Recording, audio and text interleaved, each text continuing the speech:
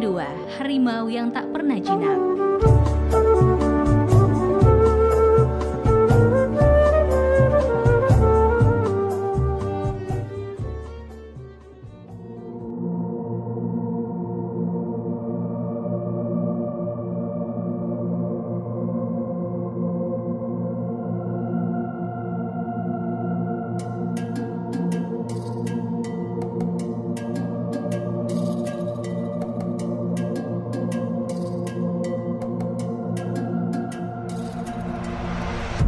Di tanah Sumatera Selatan, tepatnya di Kesultanan Palembang Darussalam, lahirlah seorang pemimpin besar yang menjadi simbol perlawanan terhadap kolonialisme Barat. Dialah Sultan Badarudin II, pahlawan nasional yang dikenal dengan julukan harimau yang tidak pernah jinak. Sultan Badarudin II adalah seorang pemimpin yang gigih menentang hegemoni Barat.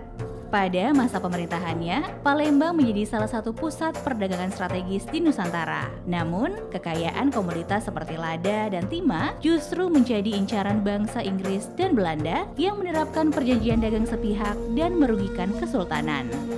Sultan Badarudin II menolak tunduk pada perjanjian-perjanjian tersebut. Ia berjuang keras mempertahankan kedaulatan Kesultanan Palembang. Kepiawaiannya memimpin perang membuatnya sulit ditaklukkan. Bahkan, Inggris memberikan julukan harimau yang tidak pernah jinak kepada sang sultan sebagai bentuk penghormatan sekaligus pengakuan atas kegigihannya. Tidak hanya melalui perang, Sultan Badarudin II juga dikenal mampu menjalin kerjasama dengan berbagai pihak. Ia merangkul kerajaan-kerajaan lain untuk bersama-sama melawan dominasi bangsa asing di perairan Nusantara. Atas perjuangannya yang tak kenal lelah, pemerintah Republik Indonesia menganugerahkan gelar pahlawan nasional kepada Sultan Badarudin II pada tahun 1984 berdasarkan keputusan Presiden nomor 63/TK tahun 1984.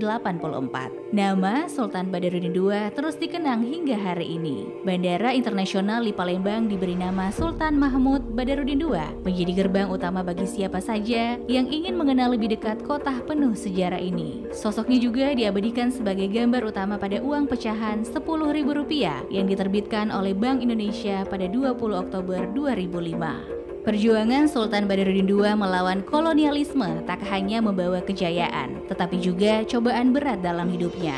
Setelah bertahun-tahun melawan dominasi Belanda, Kesultanan Palembang akhirnya jatuh ke tangan kolonial pada tahun 1821. Sultan Badarudin II ditangkap dan diasingkan ke Ternate, sebuah pulau kecil di Maluku Utara yang dikenal sebagai tanah pembuangan bagi para pemimpin pemberontak. Di Ternate, Sultan Badarudin II menjalani hari-harinya dalam pengasingan. Meski berada jauh dari tanah kelahirannya, semangat juangnya tidak pernah padam. Ia tetap dikenang sebagai pemimpin yang berani melawan penindasan hingga akhir hayatnya. Sultan Badarudin II wafat di Ternate pada tahun 1852. Makamnya kini berada di kawasan Kelurahan Salero, Kota Ternate. Makam ini menjadi tempat ziarah yang tidak hanya dihormati oleh masyarakat Ternate, tetapi juga oleh masyarakat Sumatera Selatan yang mengenang jasa dan perjuangan beliau. Kompleks makam ini dikelilingi oleh suasana yang tenang, menggambarkan penghormatan mendalam terhadap sang pahlawan nasional. Makna keberadaan makam Sultan Badarudin II di Ternate tidak hanya sebagai tempat peristirahatan terakhir, tapi juga sebagai simbol persatuan bangsa. Ia adalah bukti bahwa perjuangan tidak mengenal batas wilayah dan pengorbanannya juga melawan penjajah diakui di seluruh penjuru negeri. Jadi saya tahan kunci itu dari tahun 2021.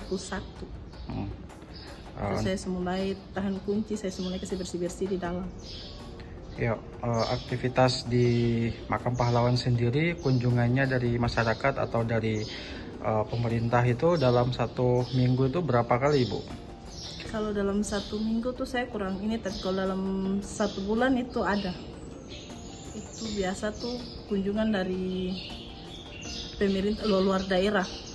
Ada yang dorang ini ada kegiatan kerja di Maluku Utara, tetap mesti dong kamari singgah di sini.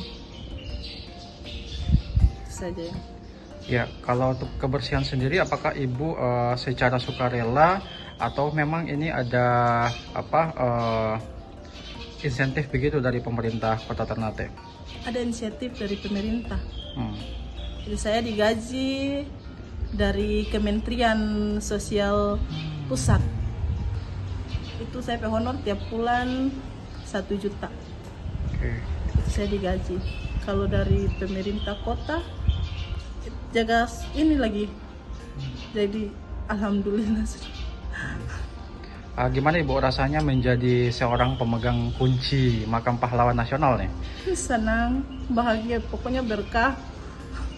Karena makam yang saya jaga nih kan bukan makam biasa-biasa. Torong pahlawan. Jadi ada berkah di saya dan keluarga juga. Sejak tahun 2021, tanggung jawab menjaga dan merawat makam Sultan Badarudin II diamanahkan kepada Rina Udin, seorang warga lokal yang tinggal di sekitar kawasan Kelurahan Makassar Barat, Ternate Tengah. Ada yang kurang saya bilang tuh langsung orang saya langsung terpakai tunggu-tunggu. Jadi kalau macam saya bilang saya ini pel-pel ke apa ini habis, saya pe lampu ada putus, saya pe bendera ada ini itu langsung saya bicara langsung dong ini. Sudah start pakai tunggu-tunggu sudah. Saya tinggal WA langsung. Oke. Berarti sangat diperhatikan. Saya diperhatikan sama pemerintah sini. Saya. Kalau di Kesultanan gimana Bu? Apakah ada Kesultanan datang ke sini juga memberikan perhatian juga? Kesultanan di Ternate, Kesultanan. Itu selama saya ini tuh saya kurang ini begitu. Kalau macam bilang kalau dari Palembang kemarin itu memang orang. Oh, pernah datang? Pernah datang. Yang lalu tuh ada datang yang Sultan Palembang yang saya tahu. Itu tuh Sultan Palembang ada datang baru sih. Oh, berarti masih keturunan dari Sultan Badarudin dari Palembang datang ke sini gitu. Saya kurang tahu cuma karena orang nenek moyang turunan saya. Oh, mereka datang ke sini Bu untuk ziarah. Saya. Ada berapa kali Bu untuk datang mereka? Itu yang Sultan Palembang yang baru ini baru 1 kali sih. Oke, iya. Kalau untuk ini Bu, warga negara asing pernah nggak datang ke sini? Warga negara asing. Iya. Kalau yang selama saya tahan tuh belum pernah Bu. Iya. Tapi kalau atensi anak muda gimana Bu? Apakah sering datang ke sini nggak? Ada datang anak mahasiswa. Sekolah? Anak sekolah lagi datang ke saya. Itu biasa dalam sebulan ada berapa kali Bu kira-kira mereka datang? Dalam sebulan tuh biasa 1 kali sih. Saya 1 kali. Jadi selalu ada orang datang. Selalu ada orang datang saya.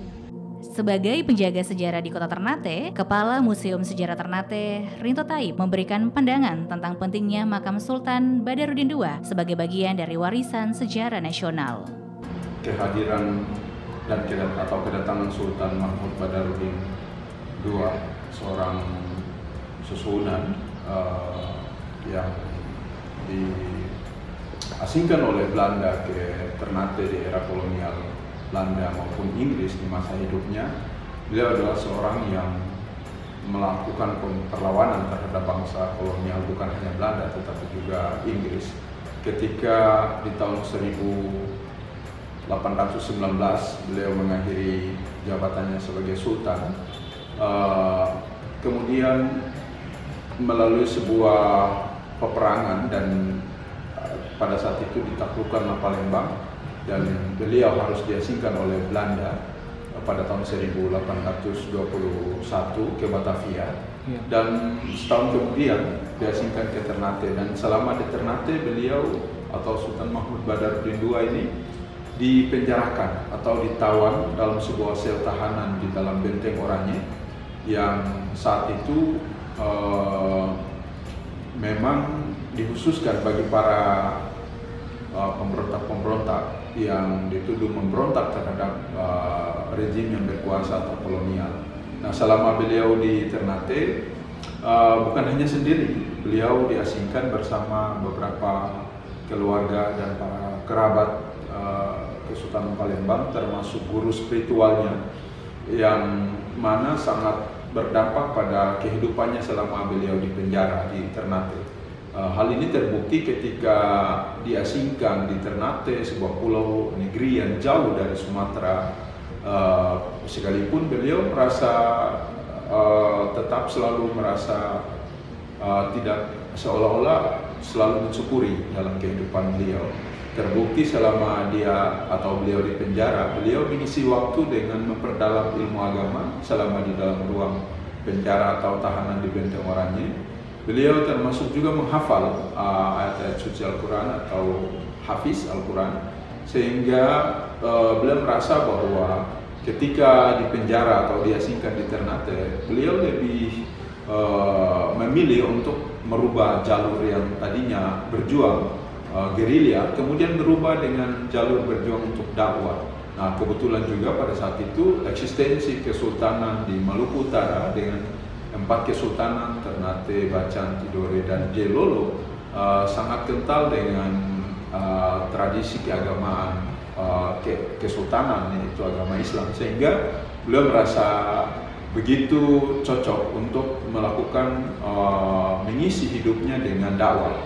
Nah, meskipun demikian, sehingga wafatnya di Ternate sekalipun, bukan berarti beliau tidak merasa ingin kembali ke kampung halaman. Selalu ada keinginan, bahkan ketika Van der Capellen, seorang Belanda yang datang kemudian memiliki otoritas atau kewenangan, beliau bahkan berusaha untuk melakukan pendekatan diplomasi ke Van der Capellen tersebut untuk meminta sekiranya beliau jika diasingkan bukan kembali ke tanah kelahirannya atau Palembang, setidaknya diasingkan ke Batavia atau ke Jawa. Namun Van der Capellen merasa bahwa jika keinginan itu dipenuhi, maka hal ini akan sia-sia karena akan diasumsikan bahwa Sultan Mahmud Badarudin II akan terus melakukan perlawanan atau mengajak kepada kelompok-kelompok yang ada di Sumatera ataupun Jawa yang ada di Batavia untuk selalu melakukan perlawanan, sehingga usulan untuk kembali diasingkan ke Jawa atau Batavia itu kemudian ditolak oleh pihak Belanda. Nah, karena merasa permintaannya ditolak, kemudian beliau hingga memilih untuk jalan dakwah selama di Maluku Utara atau di Ternate, dan kemudian dibebaskan oleh Belanda dengan jaminan dari Sultan Ternate untuk menempati sebuah kampung yang disebut kita kenal dengan istilah Kampung Palembang, yang saat ini lokasinya itu berada di kawasan Bank Mandiri. Di sana itu merupakan satu komunitas kampung yang sama halnya dengan Kampung Makassar yang kita lihat saat ini, atau Kampung Tengah yang dihuni oleh komunitas Arab, atau Kampung Cina, Kampung Sarani yang dihuni oleh komunitas saudara-saudara Kristen di masa itu. Nah, selama beliau menempati menghabiskan waktu hidupnya di Kampung Palembang tersebut bersama kerabat dan keluarganya, beliau tetap memilih jalur dakwah sebagai jalan baru bagi perjuangan beliau hingga wafatnya, dan pemakamannya dapat kita kunjungi di sebuah kompleks pemakaman Islam yang saat itu wafat pada tahun 1852 atau lebih kurangnya sekitar 30 tahun beliau berada di Ternate selama masa pengasingan tersebut. Sekiranya Pak Rinto, kesan apa atau peninggalan apa yang ditorehkan Sultan Badarudin selama menjejak di Ternate? Ya, satu peristiwa penting dalam memaknai pengasingannya Sultan Mahmud Badarudin II di Palembang adalah kita memetik sebuah pelajaran penting tentang bagaimana sebuah risiko perjuangan. Sekalipun di penjara, beliau tetap happy, tidak pernah putus asa, bahkan memilih jalur lain untuk selalu berdampak buat orang banyak, yaitu dengan mendekatkan diri kepada Tuhan, kemudian mengajak masyarakat untuk memilih jalur agama sebagai jalan dakwah, sekaligus sebagai bentuk baru daripada perjuangan beliau. Nah, pelajaran penting yang kita petik adalah bahwa spirit perjuangan itu harus selalu ada tanpa mengenal risiko apapun, termasuk sekalipun beliau di penjara di tengah gelap gulitanya ruang tahanan yang sunyi sepi, tapi bukan berarti memutus motivasi atau spirit untuk berjuang, untuk selalu dinyalakan dalam memperjuangkan kemerdekaan bangsa yang dicintai.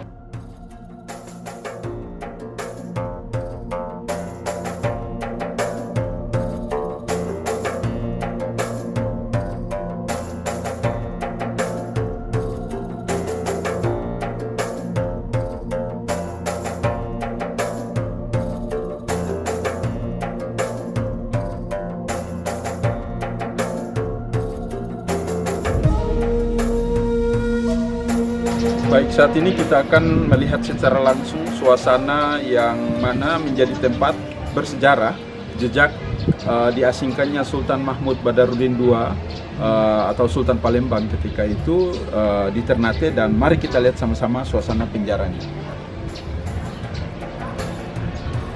Ya, inilah ruang tahanan beliau diasingkannya Sultan Mahmud Badarudin II. Seperti yang kita lihat dengan struktur dari kalero atau dibuat berbahan batu alam beserta dengan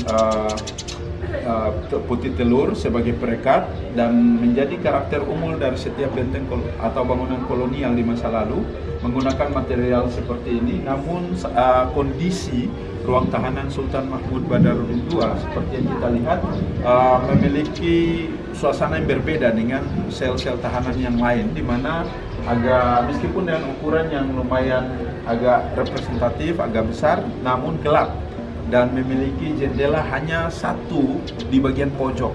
Dan ini sangat tidak ideal karena apa? Di tengah kegelapan, kemudian juga pengap dan udara yang tidak sehat, kemudian seolah memberikan pelajaran kepada Sultan Mahmud Badarudin II untuk tidak lagi melakukan perlawanan terhadap bangsa kolonial. Tetapi dengan kecerdasan spiritualnya beliau, Sultan Mahmud Badarudin II justru memanfaatkan tempat sunyi senyap seperti ini untuk mendalami ilmu agama dan lebih mempersiapkan diri menghafal Al-Quran sehingga menjadi seorang hafiz dan bersiap diri untuk mengabdikan berbagi ilmu amaliannya bagi agamanya yang dianut dan masyarakat banyak ketika itu sebagai jalan dakwah. Seperti itulah suasana yang kita lihat.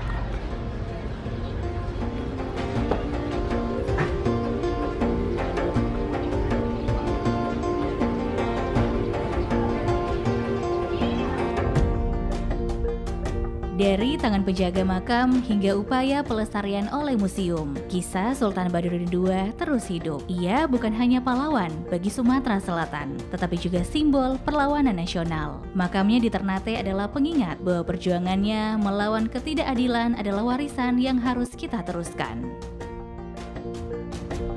Dari tanah Palembang hingga pengasingan di Ternate, perjalanan hidup Sultan Badarudin II mencerminkan perjuangan panjang seorang pemimpin yang tidak pernah menyerah. Kini, makamnya berdiri sebagai monumen penghormatan atas semangat juangnya yang abadi. Ia adalah harimau Nusantara yang selalu dikenang, baik di tanah kelahirannya maupun di tempat peristirahatan terakhirnya. Sultan Badarudin II, pahlawan nasional, harimau Nusantara yang tak pernah jinak.